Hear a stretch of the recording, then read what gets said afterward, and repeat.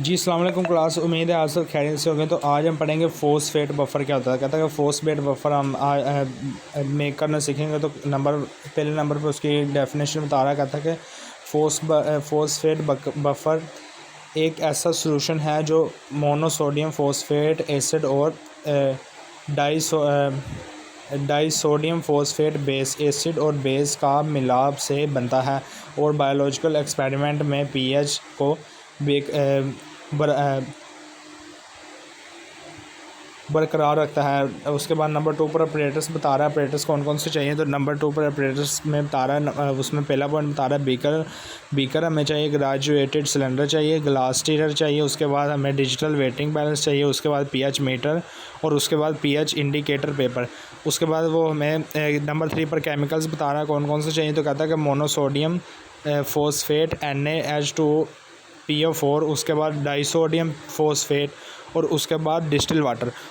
और नेक्स्ट हमें वो प्रोसीजर बता रहा है, प्रोसीजर में क्या करना है। तो कहता है कि प्रोसीजर में पहला पॉइंट बता रहा है कि हेंडरसन इक्वेशन से दोनों केमिकल की ज़रूरी मिकदार रेशो कैलकुलेट करें। कहता है कि इनकी रेशो जो है वो कैलकुलेट करनी है आपने। स्टूडेंट नंबर 1 पर प्रोसीजर में बता रहा है कि हेंडरसन इक्वेशन से दोनों केमिकल की ज़रूरी मिकदार जो है उसके रेशो को हम कैलकुलेट कर लेंगे। नंबर 2 पर कहता है कि सबसे पहले मोनोसोडियम फास्फेट का सही जो है वज़न डिजिटल बैलेंस पर करेंगे। फिर कह रहा है कि डाइसोडियम फॉस्फेट की कैलकुलेशन की गई मिकदार का अलग से वज़न करेंगे। नंबर 4 पर कहता है कि एक बेकर में डिस्टिल वाटर लें और मोनोसोडियम फॉस्फेट को उसमें डिज़ोल्व करें। नंबर 5 पर बता रहा है कि दूसरे बेकर में डाइसोडियम फॉस्फेट की डिस्टिल वाटर में डालकर मुकम्मल हल करें। नंबर 6 पर वो कह रहा है कि अब दोनों सॉल्यूशन को एक बड़े बेकर में मिक्स कर डालें, यानी कि दोनों को मिक्स कर देना। नंबर 7 पर बता रहा है कि ग्लास रोड या मैग्नेटिक स्टीरर से सोडियम को अच्छी तरह हिला लें, यानी कि स्टीर करें। नंबर 8 पर कहता है कि पीएच मीटर का इस्तेमाल करते हुए तैयार सॉल्यूशन का पीएच लेवल चेक करें।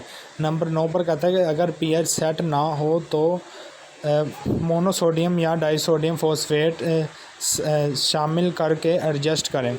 नंबर 10 पर कहता है कि फ़ाइनल सॉल्यूशन को लेबल कर लें और बोतल में सेव कर लें।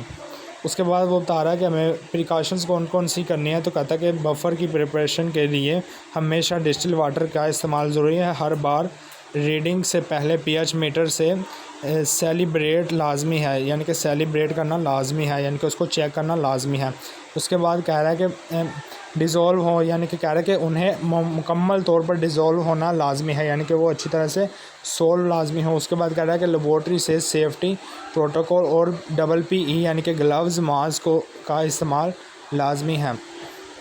उसके बाद नंबर 6 पर वो हमें फार्मूला बता रहा है। कहता है कि फार्मूला कौन सा यूज़ होगा। तो कहता है कि पीएच फॉस्फेट बफर के लिए जो फार्मूला यूज़ होगा, तो कहता है कि pH = K + log N जो है वो Na2PHO4 डिवाइडेड बाई NaH2PO4, यानी कि जो दोनों हमारे पास सोल्यूशन थे उनको डिवाइड किया। कह रहा है कि मैथमेटिकली वो बता रहा है। कहता है कि अगर फ़र्ज़ करें कि हमारे पास K की वैल्यू 7.21 है, साल्ट यानी कि डाइसोडियम की वैल्यू 0.15 मोल है और एसिड यानी कि मोनोसोडियम 0.1 मोल है। तो कहता है कि हमें इसके बाद तो स्टूडेंट नेक्स्ट बता रहा है कि अगर कह रहा है कि नंबर 1 पर हम कहता है कि इनकी वैल्यूज़ जो है पुट करेंगे। तो कहता है कि 7.21 + log 0.15 डिवाइडेड बाई 0.1। तो आंसर हमारे पास रिज़ल्ट पीएच बता रहा है कि 7.38 हमारे पास आंसर आ रहा है। तो रिज़ल्ट बता रहा है। कहता है कि रिज़ल्ट नंबर 7 पर आखिरी पॉइंट बता रहा है। रिज़ल्ट कहता है कि एक्सपेरिमेंट से फोस्फेट बफर सक्सेसफुली तैयार हो गया, जो बायोलॉजिकल सिस्टम जैसे कि सेल या एंजाइम के लिए नहायत मुफीद है। कहता है कि उम्मीद है ये कहता है कि ये जो है वो आपको अच्छी तरह से समझ आ गया होगा सवाल। ये हमारे पास फोस्फेट बफर था। आगे हम सोडियम जो है वो आगे हम एसिटिक एसिड का बफर जो है वो